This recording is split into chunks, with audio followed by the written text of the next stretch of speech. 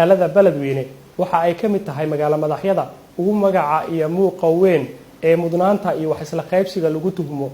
tuhunkaas iyo khabarkaasi wanaagsan ee nalaga haysto waxa uu ekaanayaa mid lagu hungoobay dadka magaalada sanad kasta waxa ay la daala dhacaan fatahaad uu sameeyay webiga Shabeelle ganacsiga ayaa xirma guryaha ayaa laga barakacaa cudurro ayaa dilaaco dadkuna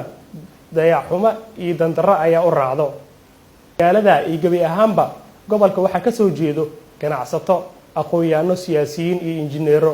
malaga waayay cid u istaagto oo isu xilqaanto soo gabagabeynta dhibaatada soo noqnoqotay mise waxaa raali ka nahay in mar walba dhibkeena ay cid kale inta xaliso si waa ceeb iyo yaxyax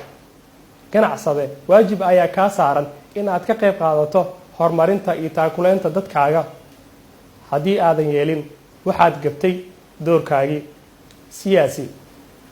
bulshada aad matasho maanta ayay kuugu baahi badan tahay sanad kale ayay wajahayaan fatahaad uu sameeyay webiga Shabeelle aqoon-yahan haddii aad aqoon u leedahay cilmiga biyaha wax la xiriira dhibta dadka reer Beledweyne ee wajahayaan walaal aqoontaadi maanta ayaa loogu baahi badan yahay ee ku sadaqayso si xal waara loogu helo cid kasta oo ka qayb qaadato caawinta dadka iyo xal u helidda mushkiladda fatahaadda taariikhda ayaa qori doonto abaal ayaan kaga hayn doonaa fadlan ka qayb qaada xal u helidda mushkiladda fatahaadda in dadka la caawiyo oo loo gargaaro waxaa ka muhiimsan in la soo gabagabeeyo soo noqnoqoshada fatahaadda oo la dhiso wax kasta oo baajin kara si aysan mar dambe u soo noqnoqon markaani waa doorkii injineerada biyaha iyo cid kasta oo cilmigeeda leh